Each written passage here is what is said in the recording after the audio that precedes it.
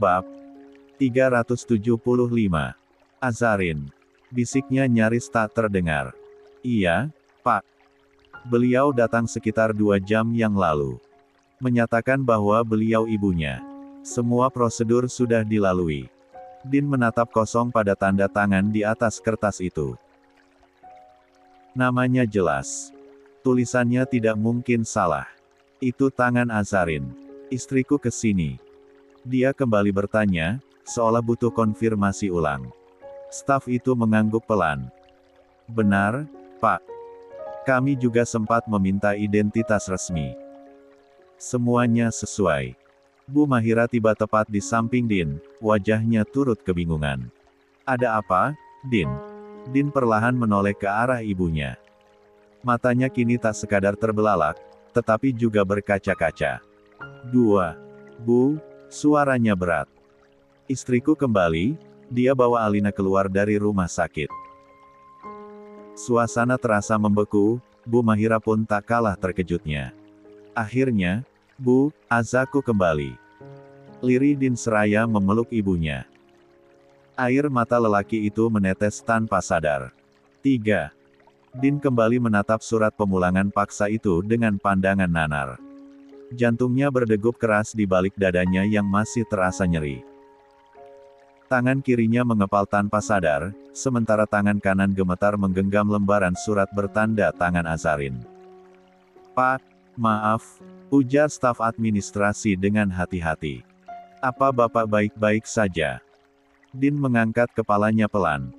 Tatapannya sayu, tetapi menuntut. Saya ingin lihat rekaman CCTV, ujarnya, suaranya sedikit serak. Saya hanya ingin tahu. Jam berapa istri saya datang? Bisa. Staf itu tampak ragu sejenak, lalu berkata sopan. Untuk itu, Bapak harus langsung ke bagian keamanan. Kami tidak pegang akses rekaman CCTV. Din mengangguk cepat. Baik. Terima kasih. Tanpa menunggu lagi, dia memutar tubuh dan melangkah cepat menuju bagian keamanan rumah sakit. Langkahnya terburu-buru, walau sesekali masih terlihat pincang akibat luka-lukanya. Namun rasa cemas dan gelisah menyingkirkan semua rasa sakit di tubuhnya. Bu Mahira yang melihat putranya bergegas ke arah lorong selatan rumah sakit sontak mengejarnya. Din, tunggu, serunya. Din tak berhenti, hanya berkata cepat tanpa menoleh. Ayo, Bu, aku mau bagian keamanan. Aku harus lihat rekaman. Aku harus tahu, Bu, dia ke sini jam berapa? Berapa lama dia di sini? Dan kenapa dia tidak menunggu? Bu Mahira tak bertanya lagi. Dia mengikuti di belakang, napasnya mulai terengah, tetapi rasa penasaran lebih kuat dari lelah di tubuhnya. Dia tidak menyangka Azarin datang diam-diam, mengambil Alina, dan pergi begitu saja. Begitu tiba di pos keamanan, Din langsung mengetuk kaca jendela bagian resepsionis jaga. Permisi. Saya butuh bantuan, ucapnya, berusaha terdengar tenang. Petugas keamanan yang berjaga menoleh. Ada yang bisa kami bantu, Pak? Saya Din Argatama, ujarnya dengan napas sedikit terengah-engah. Putri saya dirawat di kamar 302 atas nama Alina Putri Argatama. Baru saja saya diberitahu bahwa istri saya menjemput tanpa sepengetahuan saya. Saya ingin melihat rekaman CCTV. Saya mohon. Petugas itu menatap Din sejenak, lalu mengangguk. Baik, Pak. Silakan duduk sebentar. Kami akses dulu. Din duduk di kursi panjang. Jantungnya berdetak keras, bahkan tenggorokannya terasa kering. Detik demi detik berlalu, semakin membuatnya gelisah. Tak lama kemudian, petugas mempersilakan Din dan Bu Mahira masuk ke ruang monitor. Salah satu layar mulai menampilkan rekaman dari pukul 8 malam hingga seterusnya. Mereka memajukan rekaman, dan di menit ke-21 lewat tengah malam. Stop, Din berseru. Azarin muncul dalam rekaman. Mengenakan gamis hitam dan jilbab lebar, serta cadar. Din membeku. Layar monitor menampilkan kehadiran tak hanya Azarin, tetapi juga ibu mertuanya, Bu Herlina, yang berjalan tenang di belakang sambil sesekali mengawasi sekitar. Din menoleh cepat pada sang ibu yang berdiri tak jauh di belakangnya. Suaranya nyaris tercekat saat bertanya, "Bu, kok Umi ada bersama Aza?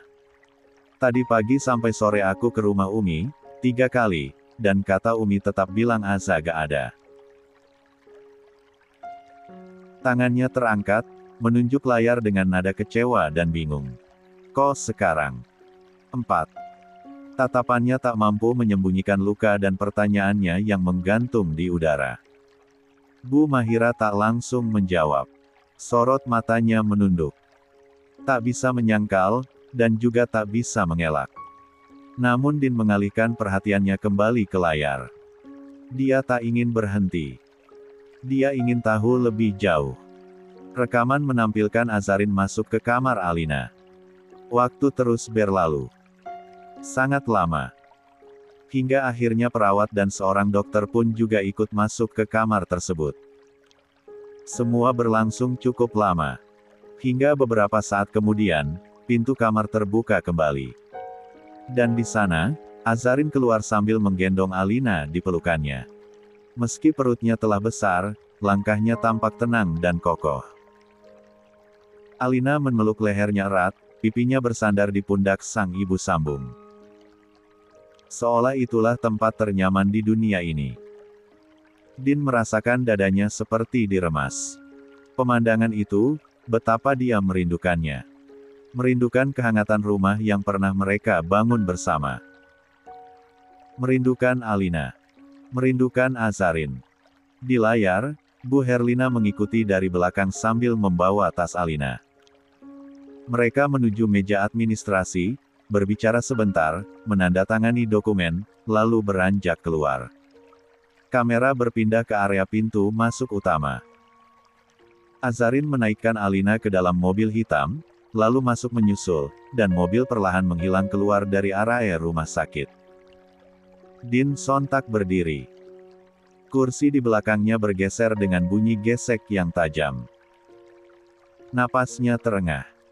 "Bu, aku mau nyusul Azarin ke rumah Umi. Aku yakin Aza balik ke rumah sana." Dia melangkah keluar dengan penuh semangat yang tercampur panik. Namun tangan Bu Mahira menahan pergelangan tangannya. Suaranya penuh kekhawatiran. "Din, jangan dulu, Nak. Lukamu masih basah. Kamu tadi baru aja diobati, nanti makin parah, loh." Din menggeleng pelan. Matanya penuh tekad. "Aku harus ketemu Aza, Bu. Aku harus tahu, kenapa dia bawa Alina keluar dari rumah sakit. Alina masih sakit. Apa dia mau rawat sendirian supaya lebih leluasa?" Suara Din mulai bergetar, tak lagi bisa ditahan. Wajahnya pun menegang, namun air mata nyaris pecah dari ujung matanya yang merah. "Aku juga rindu, Bu, aku rindu Aza. Aku butuh dia." Bu Mahira hanya diam. Sorot matanya sayu, lalu perlahan melepaskan tangannya dari lengan Din, seolah mengizinkan. Din mengangguk singkat. Lalu berbalik. Dan tanpa menunggu siapapun lagi, ia melangkah menuju pintu rumah sakit. Langkah terlatih, namun tak goyah. Dia langsung menemui sopir yang berada di parkiran rumah sakit. "Pak, antar saya sekarang," ujar Din dengan napas memburu, padahal dia tidak berlari. Namun karena gejolak perasaan campur aduk yang membara di dadanya, membuatnya bernapas pun berat. Mobil melaju perlahan di bawah langit Sukabumi yang sudah pekat gulita. Lampu-lampu jalan menyinari kabut tipis yang menggantung, menciptakan suasana sunyi yang terasa berat di dada Din. Di dalam kabin mobil yang sepi, Din duduk dengan wajah pucat dan mata sembab. Dia menyandarkan kepalanya sebentar ke jendela, mencoba meredakan badai di dalam dirinya. Namun satu nama terus bergema di pikirannya, Azarin. "Pak." Suara Din memecah hening. "Bapak punya nomor Mbak Santi." Sopir yang duduk di kursi depan segera mengangguk. Ada, Pak. Bisa tolong teleponkan? Nada Din terdengar datar, tetapi lebih terdengar seperti perintah ketimbang permintaan. Sopir itu menurunkan laju mobil, melipir ke sisi kiri jalan yang cukup lengang, lalu dengan sigap membuka daftar kontak di ponselnya. Dia menekan nama Mbak Santi dan menyerahkan ponsel itu dengan dua tangan. 5. Sopan. Apa Bapak ingin bicara langsung? Din langsung menyambar ponsel tersebut dan menempelkannya di telinga. Dering pertama terdengar, lalu kedua, ketiga. Namun tak ada jawaban. Keningnya berkerut. Dia menurunkan ponsel untuk melihat layar, nomor masih aktif, panggilan masih berjalan. Dering keempat. Lalu, terputus.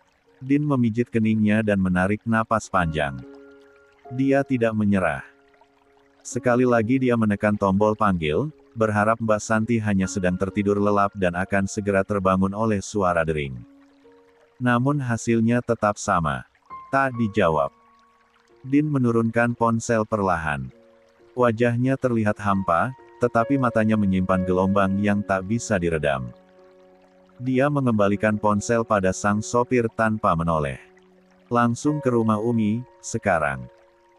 Sopir itu mengangguk pelan, menaikkan kembali kecepatan mobil.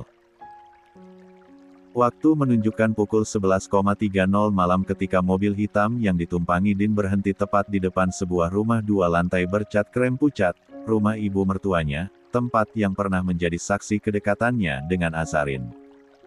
Namun malam ini, tempat itu terasa asing.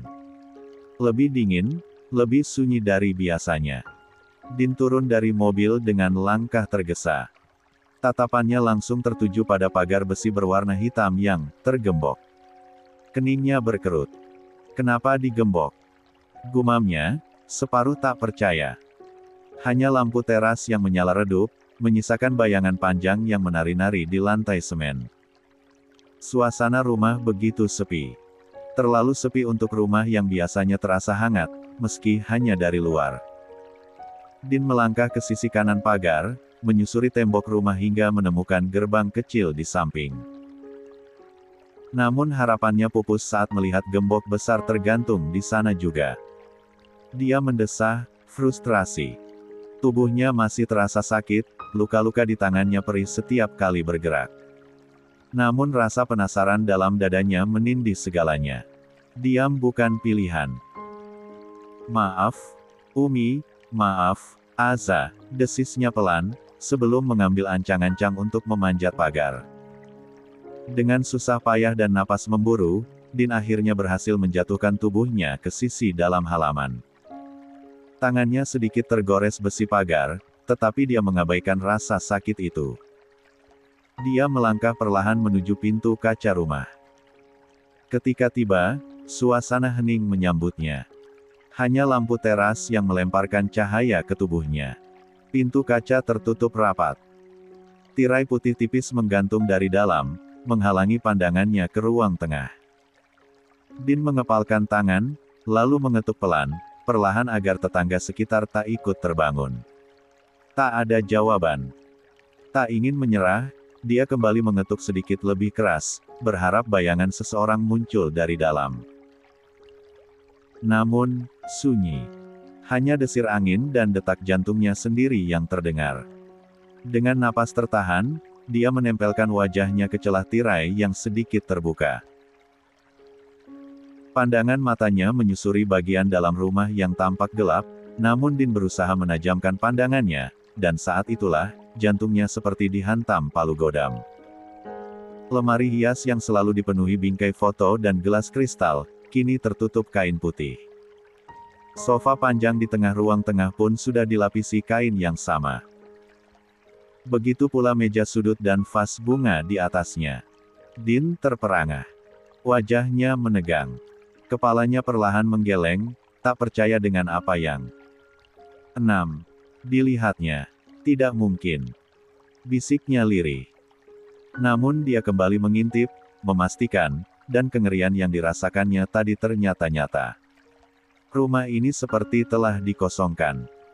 Bukan suasana rumah orang yang akan tidur malam. Tetapi, suasana rumah yang sudah pergi. Din melangkah mundur. Panik. Napasnya makin tak beraturan. Tangan kanan meremas rambutnya yang masih basah keringat, sementara mata terus menyisir sekitar rumah, berharap melihat satu cahaya kecil dari lantai atas. Namun tidak ada.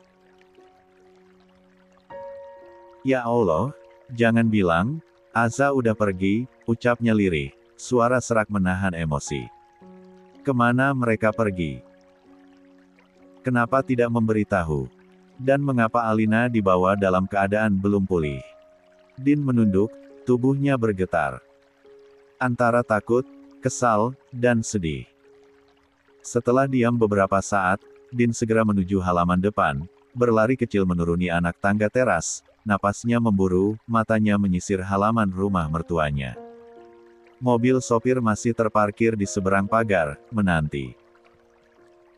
Tanpa menunggu lebih lama, Din segera menghampiri. Pak, pinjam ponselnya lagi. Sekarang, ujar Din dengan nada tegas namun gemetar. Sopir itu cepat-cepat mengulurkan ponselnya, bahkan tak sempat bertanya. Din langsung menekan nomor Mbak Santi. Tangannya gemetar, jempolnya terasa dingin di layar ponsel. Dia kembali melangkah menuju teras rumah mertuanya dengan harapan, bahwa kali ini Mbak Santi akan menjawab. Namun detik berikutnya Din membeku. Sebuah nada dering ponsel terdengar samar dari dalam rumah. Hanya sekelebat. Sayup. Tetapi cukup untuk membuat jantungnya melonjak panik. Dia mendekatkan wajah ke arah pintu ruang tamu dan kembali menempelkan telinganya.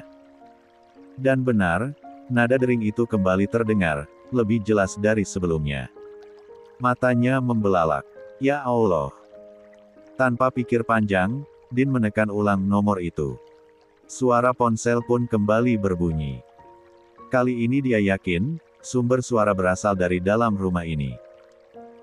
Din mulai mengelilingi rumah, langkahnya cepat dan gugup, berusaha mengikuti arah suara. Dia menuju pintu samping, tempat gerbang kecil tergembok tadi. Tangannya mencengkeram pagar besi kecil itu, menatap jendela samping rumah yang gelap. Kini suara ponsel semakin dekat, seolah hanya terpisah oleh dinding. Tidak, bisiknya penuh kecemasan. Pikirannya mulai diliputi kemungkinan terburuk. Kenapa ponsel Mbak Santi ada di sini? Bukankah seharusnya dia pergi bersama Azarin? Din memutar kembali ke teras depan, mengintip celah jendela di sisi jendela kaca. Namun tetap tidak ada tanda-tanda kehidupan. Hanya ruangan gelap dan hening. Dia kembali menelepon. Dan kali ini dia yakin mendengar suara derimeng tersebut dari dalam rumah. Jantung Din makin berdebar kencang, dadanya sesak, pikirannya berkecamuk. Apa Azarin masih di dalam? Atau justru sesuatu terjadi pada mereka di dalam rumah ini? Pikir Din. Tenggorokannya tercekat. Dia menelan ludah yang terasa pahit, dan berdiri mematung di teras, wajahnya semakin tegang. Ketakutan itu kini menggulung seperti badai. Dan untuk pertama kalinya, Din mulai menggigil bukan karena dingin, tetapi karena kekhawatiran yang tak bisa dia kendalikan. Di tengah diamnya Din yang masih berdiri di teras rumah mertuanya, langkah-langkah dan suara percakapan kecil terdengar dari arah luar pagar. 7. Suara sendal menyapu aspal, lampu senter kecil menyilaukan sela-sela pagar. Beberapa orang ronda kampung yang biasa berjaga malam lewat. Mereka membawa tongkat kecil, dan satu di antaranya menenteng radio kecil yang mengalunkan lagu lawas dengan volume pelan. Namun, langkah mereka terhenti ketika melihat sebuah mobil hitam parkir di depan rumah Azarin. Salah satu dari mereka, pria bertubuh tinggi dengan topi terbalik, melangkah mendekat. Matanya mengenali sosok yang berdiri di balik pagar rumah Azarin. "Loh, Pak Din." Sapanya sedikit heran. Din yang mendengar suara itu langsung berpaling. Napasnya masih belum teratur, namun dia melangkah cepat ke arah mereka. Matanya menyapu wajah-wajah yang kini berkumpul. Ada yang muda, ada yang sudah tua, semuanya adalah warga desa yang mengenalnya dengan baik. "Pak, permisi, rumah ini." Suara Din sedikit bergetar. "Apa? Rumah ini kosong." Beberapa dari mereka saling pandang sejenak, sebelum akhirnya salah satu anak muda mengangguk pelan. "Iya, Pak. Daaza tadi sekitar jam 8 pindahan, bawa banyak banget barang. Kayaknya sih mau keluar kota." Din membeku. Pandangannya kosong, seolah ada palu menghantam kepalanya dari dalam. "Maksud kamu, pindahan?" Suaranya nyaris tak terdengar. "Benar, Pak," timpal pria yang sedikit lebih tua dari yang lain. "Kami juga bantuin tadi, bawa barang ke mobil. Ada koper banyak banget. Ibunya juga ikut. Kata Neng Azasi, cuma mau keluar kota, tapi gak bilang kemana tujuannya." Din mengatup rahangnya, matanya memanas seketika. Dunia seolah memelintir dadanya.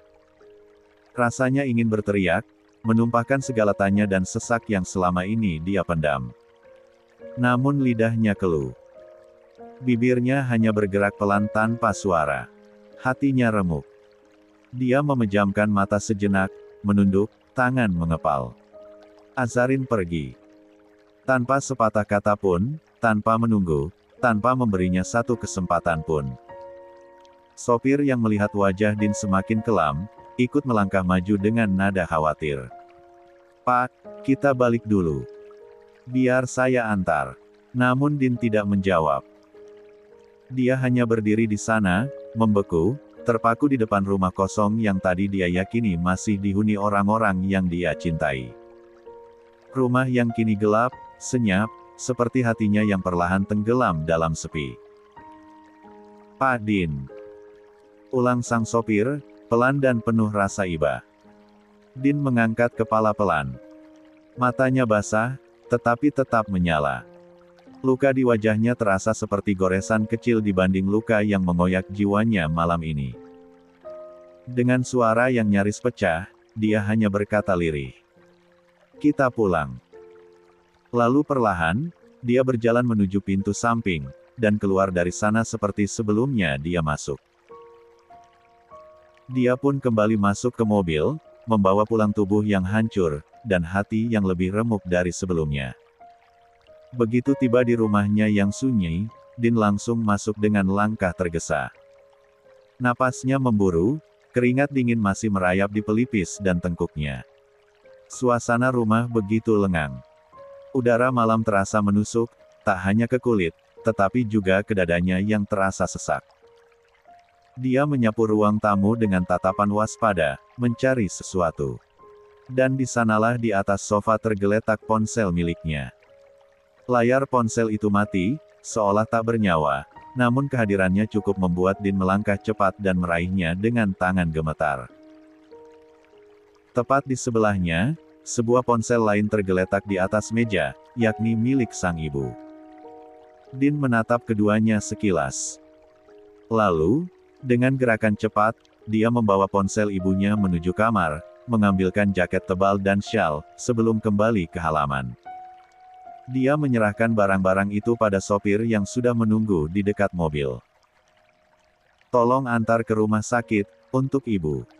Jangan tunggu terlalu lama, biar." 8. Beliau langsung bisa istirahat. Sopir itu mengangguk. "Baik, Pak." Din tak menjawab. Dia hanya mengangguk sekali, lalu menutup pagar kembali dan masuk ke dalam rumah. Begitu berada di ruang tamu lagi, dia menyalakan ponselnya sendiri. Layar perlahan menyala, dan dalam sekejap, deretan notifikasi langsung membanjiri. Puluhan panggilan tak terjawab. Semuanya dari satu orang, yakni sang ayah. Namun Din hanya menatapnya tanpa reaksi. Jemarinya menggenggam ponsel itu erat, lalu beralih, mencoba menekan nomor ibu mertuanya, nomor yang biasa dia hubungi saat mencari tahu kabar Azarin. Namun, dia kembali menelan pil pahit. "Nomor yang Anda tuju sedang tidak aktif." Din terdiam. Napasnya tersedak di tenggorokannya. Dia mencoba sekali lagi, kali ini dengan tangan yang lebih gemetar. Nomor yang Anda tuju. Hening. Dada Din bergetar. Suara-suara yang biasanya diabaikan kini seakan bergema di seisi rumah. Din menatap layar kosong beberapa detik. Seolah menolak kenyataan. Namun detik itu juga, dadanya sesak luar biasa. Dia berdiri kaku, tangannya menekan dadanya yang serasa diremuk dari dalam.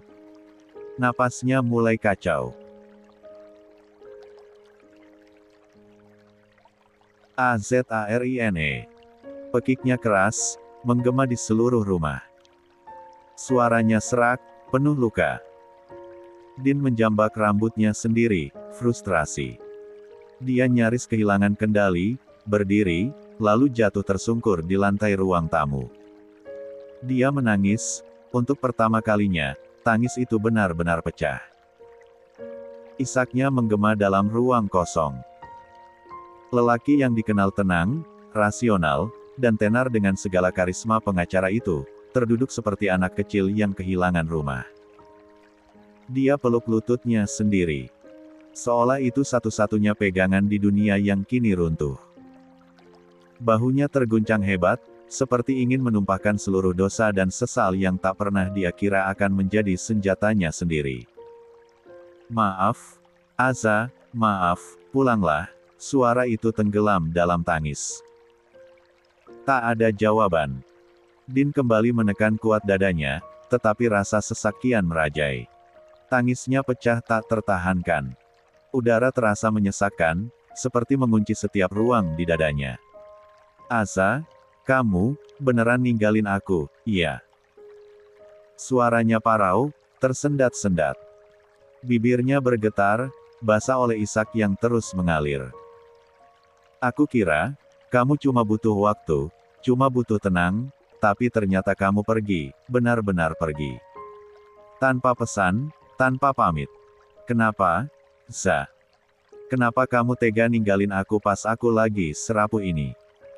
Air matanya tak berhenti jatuh.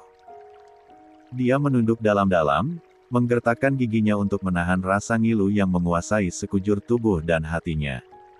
"Aku tahu aku salah. Aku tahu aku udah hancurin kepercayaan kamu. Tapi aku gak pernah sedikit pun berhenti mencintai kamu. Aku tetap pulang buat kamu, aku tetap nyari kamu, walau kamu sembunyi, aku cari. Karena cuma kamu yang bisa bikin aku waras, cuma kamu."